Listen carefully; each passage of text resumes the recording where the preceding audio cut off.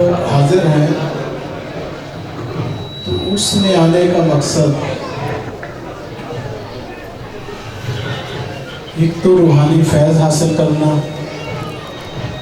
اپنی مرادیں، اپنی دعائیں بارگاہ رب العزت میں پیش کرنا، لنگر کی نعمت سے مستفیض ہونا۔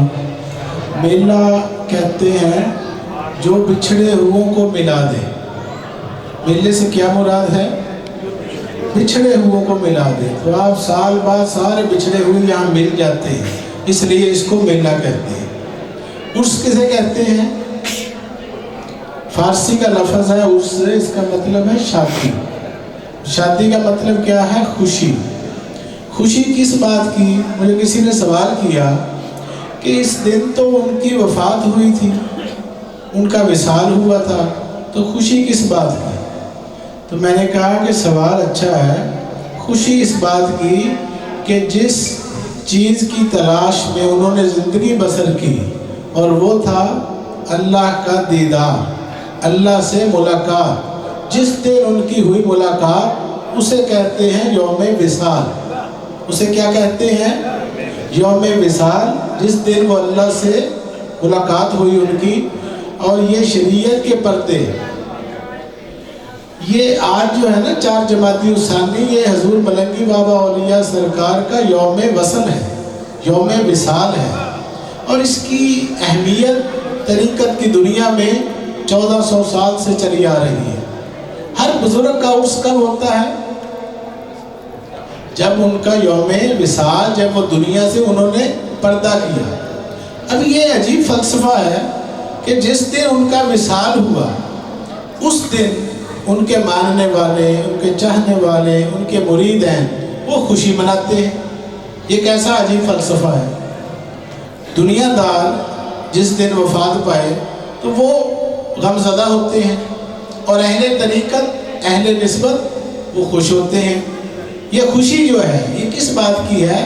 کہ وہ اپنے مشن میں کامیاب ہوئے، کامران ہوئے، اور جس مشن پر انہوں نے زندگی بسر کی یہ اس کے کریڈٹ کا دن ہے۔ تو آج دیکھ لیں، اسی دن کشاں کشاں پورے پاکستان، بیرون ممالک سے لوگ کھنچے چلے آ رہے ہیں۔ کون سی طاقت کھینچ رہی ہے؟ ہزاروں روپے، لاکھوں روپے لگا کر، ہزاروں میلوں کا سفر طے کر کے، گھروں کے آرام چھوڑ کر، سخت سردی کے موسم میں یہاں کیا کرنے آئے ہیں؟ یہ ہے وہ خدائی طاقت جو کھینچتی ہے مقناطیس کی طرح۔ اور یہ اس لیے بھی آتے ہیں کہ ان کو پتہ ہے کہ یہاں جو ہم چاہتے ہیں وہ یہاں سے پاتے ہیں۔ جس کے دل میں جو مراد ہو وہ پوری ہو جاتی ہے۔ کسی کو پلاٹ چاہیے، کسی کو مکان چاہیے، کسی کو شادی چاہیے، کسی کو اولاد چاہیے، کسی کو شفا چاہیے، کسی کو کچھ چاہیے، کسی کو کچھ چاہیے، اور سب کچھ اللہ کی بارگاہ سے ملتا ہے۔ کیونکہ ان اللہ علی کل شیء قدیر، اللہ ہر چیز پر قادر ہے۔ اللہ سے آپ شفا مانگو، شفا دے دے گا۔ پیسہ مانگو، پیسہ دے دے گا۔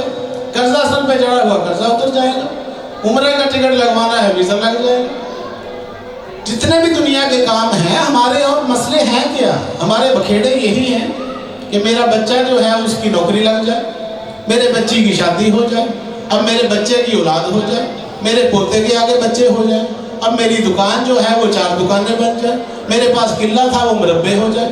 اسی دب و دو کے اندر یہ مال و دولت دنیا، یہ رشتہ و پیوند، بتانے وہم و گمان، لا الہ الا اللہ، خودی کا سر نہا لا الہ الا اللہ۔ تو اس بات کو بھی ہم نے سمجھنا ہے۔ صرف یہ ڈھول ڈمکے اس دیکھ کر لنگر کھا کے گھروں کو نہیں جانا۔ یہاں سے جو پیغام محمدیہ، پیغام قرآن و حدیث جو حضور ملنگی بابا اولیاء ساری زندگی دیتے رہے، وہ ہم نے آپ کو بتانا ہے۔ حق بات بتانا یہ ہماری ڈیوٹی ہے۔ ہم مشائخ کی، دین کے رہنماؤں کی، عالموں کی، علماء کی، مشائخ کی، ہمارے سب کی ڈیوٹی ہے۔ کیونکہ خوشا مسجد و مدرسہ و خانقاہ کہ در بے بوت کیل و کالے محمد است۔ ان خانقاہوں کا، آستانوں کا، مسجدوں کا، مدرسوں کا مقصد کیا ہے؟ اللہ رسول کی بات، اللہ کی مخلوق کو بتانا۔ تو بس یہ ڈیوٹی بھی ادا کرنی ہے، اور آپ کو جو میسج ہم یہاں سے دیتے ہیں اس کو آپ نے سننا ہے، اور سمجھنا ہے، اور سمجھنے کے بعد عمل بھی کرنا ہے۔ بچوں کو بھی جا کر بتائیں، ماؤں بہنوں بیٹیوں کو بتائیں کہ ہمارا تعلق اس خانقاہ کے ساتھ ہے جہاں ہر بات کے ساتھ ہے دلیل، جہاں ہر بات کے ساتھ ہے دلیل، اور پیچھے ہے قرآن و حدیث، قرآن حدیث قرآن حدیث قرآن حدیث کے علاوہ یہاں کچھ ہے ہی نہیں۔ کیوں کہ یہ بزرگان دین کا در ہے، اور جس ہستی کا عروس ہے ان کا تو اس میں گرامی ہی خواجہ محمد دین شاہ ملنگی بابا اولیاء، یہاں محمد بھی ہے، محمد کا دین بھی ہے، یہاں